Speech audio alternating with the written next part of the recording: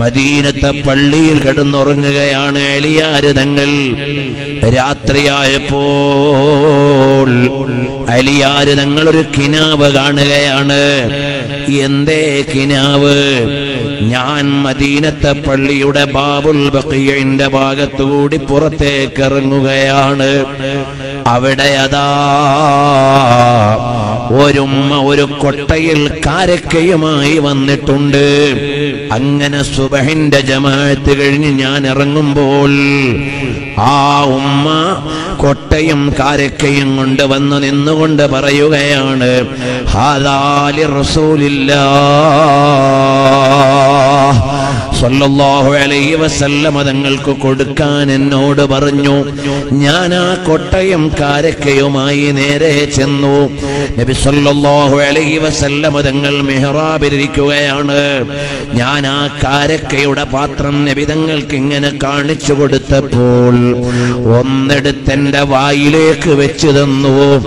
എന്ത് രസമുള്ള കാരക്കയാണ്, എന്ത് രസമുള്ള കാരക്കയാണ്. അതാ ഞാനത് കഴിച്ചു. ഒന്നുകൂടി വേണമെന്ന് ആഗ്രഹിക്കുമ്പോഴേക്ക് അതാ സ്വപ്നം അവസാനിച്ചു പോയി. കാരക്കയുടെ രുചി എന്റെ നാവിലുണ്ട്, കുരു എന്റെ കയ്യിലുണ്ട്. ഞാൻ അങ്ങനെ മദീനത്തെ പള്ളിയിൽ കിടക്കുകയാണ്. അന്ന് ഉമർ ബിൻ ഖത്താബ് തങ്ങളാണ് ഖലീഫ, ഭരണാധികാരി ഉമർ തങ്ങളാണ്. ഞാൻ ആരോടും ഈ കഥ പറഞ്ഞില്ല. അന്ന് സുബഹിന്റെ ജമാഅത്തിന് ഉമറുൽ ഫാറൂഖ് തങ്ങളാണ് ഇമാമായിട്ടുള്ളത്.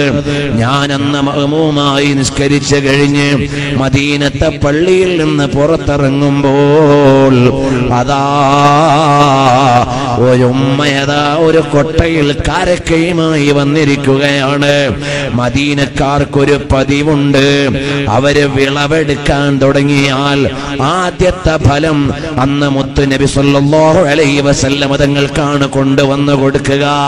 പിന്നീട് ഉമറാഉൽ മുഅ്മിനീൻ, ഇസ്ലാമിന്റെ ഭരണാധികാരികൾ ഉള്ളപ്പോൾ അവർക്കാണ് കൊണ്ടുവന്ന് കൊടുക്കുക.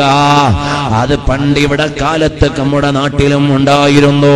ഒരു വിളവെടുത്താൽ ആദ്യത്തെ ഫലം പള്ളിയിലെ ഉസ്താദിന്റെ അടുക്കൽ കൊണ്ടുപോയി മുത്തഅല്ലിമീങ്ങൾക്ക് കൊടുക്കുന്ന പതിവ് പണ്ടിവിടെ ഉണ്ടായിരുന്നു.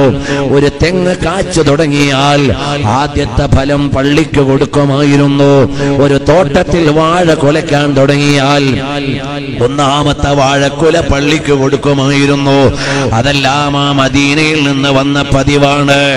എന്നതുപോലെ അതാ ഉമറുൽ ഫാറൂഖ് തങ്ങൾക്ക് കൊടുക്കാൻ എന്റെ അടുക്കൽ പറയാണ്, ഹാദാ ലി അമീറുൽ മുഅ്മിനീൻ, ഇത് അമീറുൽ മുഅ്മിനീൻ ഉമർ ബിൻ ഖത്താബ് തങ്ങൾക്ക് നൽകണം എന്ന് പറഞ്ഞ് എന്നെ ഏൽപ്പിക്കുകയാണ്. ഞാൻ ആ കൊട്ടയും കാരക്കയും കൊണ്ട് വരുമ്പോൾ ഉമറുൽ ഫാറൂഖ് തങ്ങൾ മിഹ്റാബിൽ ഇരിക്കുകയാണ്. ഞാൻ കൊണ്ടുപോയി ചെന്നിട്ട് പറഞ്ഞു, ഉമർ എന്നവരെ, ഇതൊരു ഉമ്മ തോട്ടത്തിൽ നിന്ന് വിളവെടുത്തിട്ട് കൊണ്ടുവന്ന കാരക്കയാണ്, നിങ്ങൾക്ക് തരാൻ പറഞ്ഞതാണ്. ഉടനെ എന്റെ പക്കൽ നിന്ന് ആ കാരക്ക വാങ്ങും മുമ്പേ അതിൽ നിന്ന് ഒരെണ്ണം എടുത്തെന്റെ വായിൽ വെച്ചു തരികയാണ്.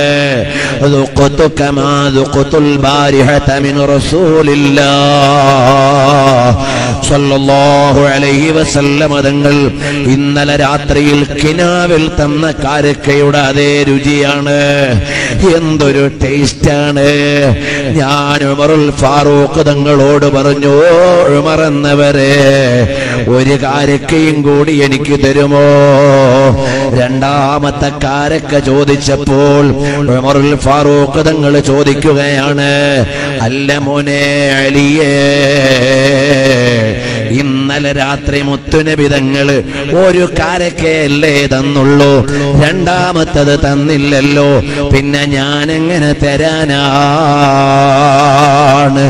ഉടനെ അലിയാര് തങ്ങളുടെ ചോദ്യം, ഞാൻ ഇന്നലെ രാത്രിയിൽ റസൂലുള്ളാഹി സ്വല്ലല്ലാഹു അലൈഹി വസല്ലമ തങ്ങളെ കണ്ടത്, അവിടുന്ന് എനിക്ക് കാരക്ക നൽകിയത് ഞാൻ ആരോടും പറഞ്ഞിട്ടില്ല, ഒരാളോടും ഷെയർ ചെയ്തിട്ടില്ല. നിങ്ങൾ എങ്ങനെ അറിഞ്ഞു മറന്നവരെ? അതേ മോനെ അലിയേ, അൽഅർവാഹു ജുനൂദും മുജന്നദ, ആത്മാക്കൾ അങ്ങനെ സന്നദ്ധ സേനയാണ്. അവരാത്മാക്കളുടെ ലോകത്തെ സന്ധിക്കുന്നവരാണ്. അവർക്കവിടെ സമ്മേളനമുണ്ട്. നിങ്ങളുടെ സംഗമം ഞങ്ങൾ അറിഞ്ഞിട്ടുണ്ട്. സ്വഹാബത്തിന്റെ ആത്മാക്കൾ ഒത്തുകൂടിയ ലോകമുണ്ട്.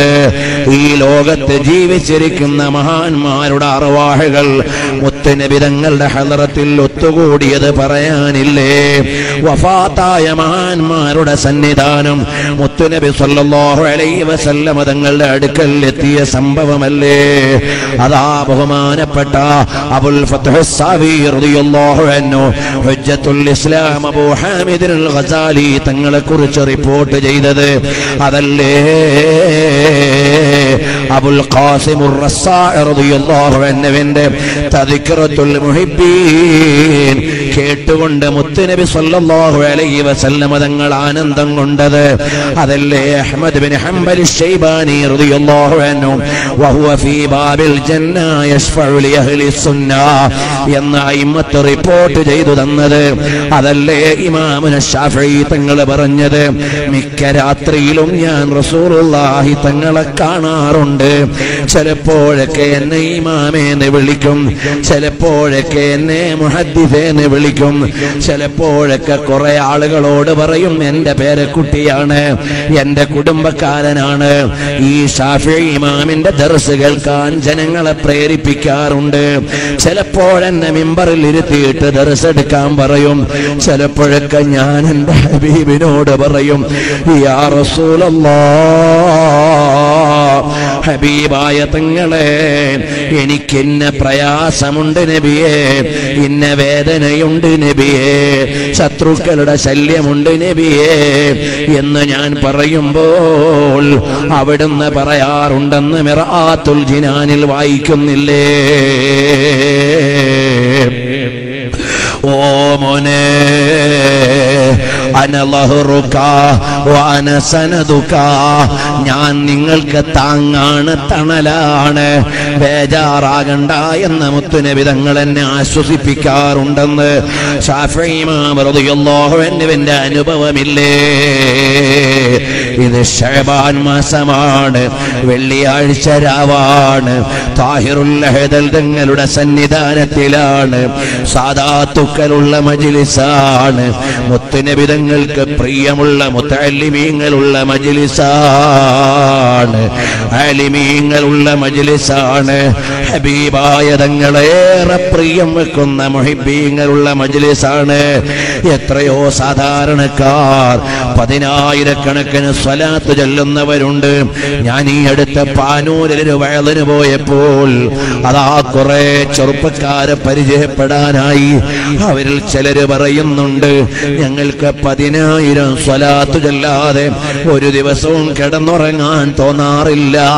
ഇനി ജോലി കഴിഞ്ഞ് കച്ചവടം കഴിഞ്ഞ് വീട്ടിലേക്ക് ചെല്ലുമ്പോ അത് തീർന്നിട്ടില്ലെങ്കിൽ വാഹനം വീട്ടിന്റെ പുറത്തിട്ട് തീർത്തിട്ടേ കയറാറുള്ളൂ. ഇനി അഥവാ വീട്ടിലേക്ക് നേരത്തെ ചെന്നാൽ ഭാര്യയോട് ഞാൻ പറയും, എനിക്കൊരല്പസമയം വെയിറ്റ് ചെയ്യണം, ഞാൻ ചൊല്ലേണ്ട എന്റെ സ്വലാത്ത് പൂർത്തിയായിട്ടില്ല. ആ സ്വലാത്ത് പൂർത്തിയാക്കാതെ ഞാൻ എന്റെ വീട്ടിലേക്ക് കടക്കാറില്ല. എന്റെ ഭാര്യയോട് ഞാൻ അങ്ങനെ സമ്മതം വാങ്ങിയിട്ട് ചൊല്ലാറുണ്ട്. കാരണം അത് ചൊല്ലി തുടങ്ങിയപ്പോഴേക്ക് അനുഭവിക്കുന്ന ആനന്ദം ചെറുതല്ല, സമാധാനം ചെറുതല്ല, സ്വലാത്തിന്റെ ആനന്ദം ചെറുതല്ല, സ്വലാത്തിന്റെ മാധുര്യം ചെറുതല്ല. ഹബീബായ തങ്ങളെ കിനാവ് കണ്ട എത്ര ആളുകളാണ് ഈ കാലത്ത് ജീവിച്ചിരിക്കുന്ന? 100 കണക്കിന് ആളുകളെ എനിക്കറിയാം. പക്ഷേ ജീവിച്ചിരിക്കുന്നവരെ പറയാൻ പരിമിതിയുള്ളത് കൊണ്ട് ഞാൻ പറയുന്നില്ല. അതെനിക്കും നിങ്ങൾക്കുമുള്ളൊരു പ്രചോദനമാകണം. എത്ര ആളുകളാണ് ഹബീബിലൂടെ ആനന്ദിക്കുന്നുണ്ട്. എന്റെ കൂട്ടുകാരെ, നല്ലവരായ ജ്യേഷ്ഠന്മാരെ, രക്ഷിതാക്കളെ, ഹബീബായ റസൂലുള്ളാഹി തങ്ങളെ ജീവിതകാലത്തൊന്ന് കാണാൻ ഭാഗ്യമുണ്ടായില്ല. ഹബീബായ തങ്ങളുടെ തിരുകരമൊന്ന് മുത്താൻ കഴിഞ്ഞില്ല. അവിടുത്തെ തിരുപാദമൊന്ന് ചുംബിക്കാൻ കഴിഞ്ഞില്ല. അവിടുത്തെ ശരീരത്ത് തട്ടിയ ഒരു കാറ്റ് തട്ടാനുള്ള ഭാഗ്യമുണ്ടായില്ല. അവിടുത്തെ മദീനയിൽ മുത്തുനബി തങ്ങളുടെ കാലത്ത് ജീവിച്ചിരിക്കാൻ കഴിഞ്ഞില്ല. കിനാവിൽ ഹബീബായ തങ്ങളെ ഒന്ന് കാണണ്ടേ? എന്തൊരാനന്ദമാണ്! സാഹിബു തർഫിൽ കഹീൽ വൽ ഖദ്ദിൽ ലസീൽ വസ്സംസമി വൽസൽസബീൽ.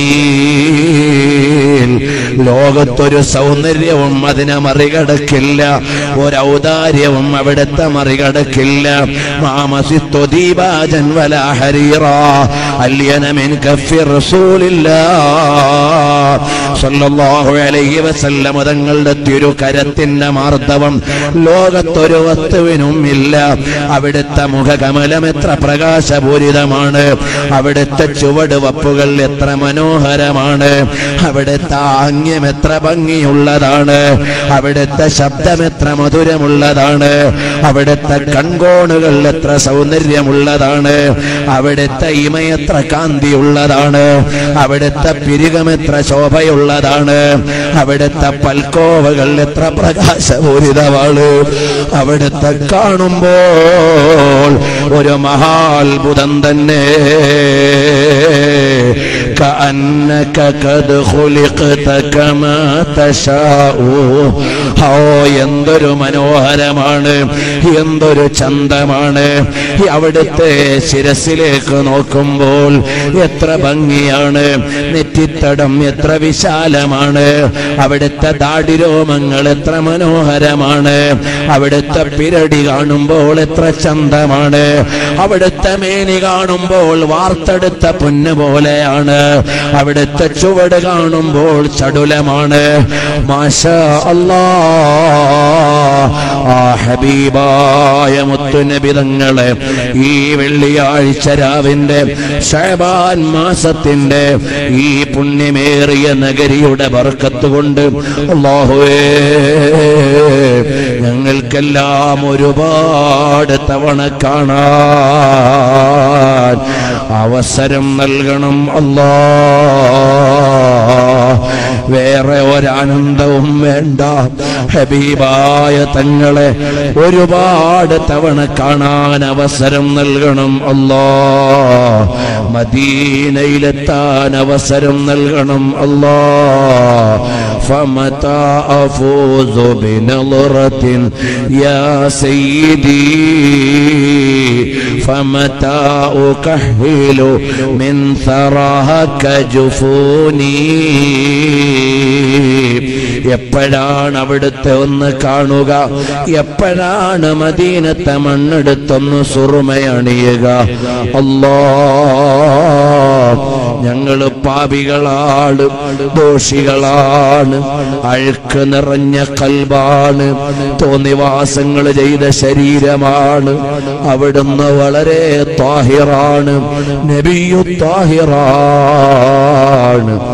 ഔദാര്യം കൊണ്ട് ഞങ്ങളെ നന്നാക്കി തങ്ങളെ കാണാൻ പറ്റുന്നൊരവസ്ഥ ഞങ്ങൾക്ക് നൽകി. ഈ മജ്ലിസ് കൊണ്ട് ഞങ്ങൾക്ക് ഹബീബിലേക്കുള്ള ഇഷ്ക് നിറച്ച് അഹ്ലു ബൈത്തിലേക്കുള്ള മഹബത്ത് വർദ്ധിപ്പിച്ച് ഞങ്ങളെ നന്നാക്കി തരണം റഹ്മാനേ. പ്രിയമുള്ളവരെ, ഒരു 10 സ്വലാത്ത് ചൊല്ലിയിട്ട് നമുക്ക് ഇവിടുന്ന് ദുആ ചെയ്യണം. നമുക്കെല്ലാം തരാൻ അല്ലാഹുവിന്റെ ഹബീബായ തങ്ങളെ ഉള്ളൂ. അല്ലാഹു ഏൽപ്പിച്ചത് തങ്ങളെയാണ്. വല്ലാഹു ഹുവൽ മുഅ്തി വ അനൽ ഖാസിമു. ഇമാം ബുഖാരി തങ്ങൾ റിപ്പോർട്ട് ചെയ്ത് പഠിപ്പിച്ചതല്ലേ. നിങ്ങൾക്ക് തരാൻ, വിതരണം ചെയ്യാൻ അല്ലാഹു ഏൽപ്പിച്ചിട്ടുള്ളത് എന്നെയാണെന്നല്ലേ അതിന്റെ അർത്ഥം. അല്ലാഹു തആല മുത്തുനബി തങ്ങളോടുള്ള ഇഷ്ക് കൊണ്ട് കൽബ് നിറച്ച് ഒരുപാട് തവണ പകൽ അവിടുത്തെ സുന്നത്തിന്റെ ഇശാഅത്തിനും രാത്രിയിൽ ഒരൽപസമയം കിടക്കുമ്പോൾ ഹബീബായ തങ്ങളുടെ ശോഭനമായ മുഖം കണ്ട് ആനന്ദത്തോടെയുള്ള മയക്കം നൽകി നാളെ മരിക്കുന്ന സമയത്ത് അവിടുത്തെ ചിരിക്കുന്ന മുഖമൊന്ന് കാണിച്ചു തരണം അല്ലാഹ്. അതിന് ഈ മജ്‌ലിസ് ഒന്ന് കാരണമാക്കണം.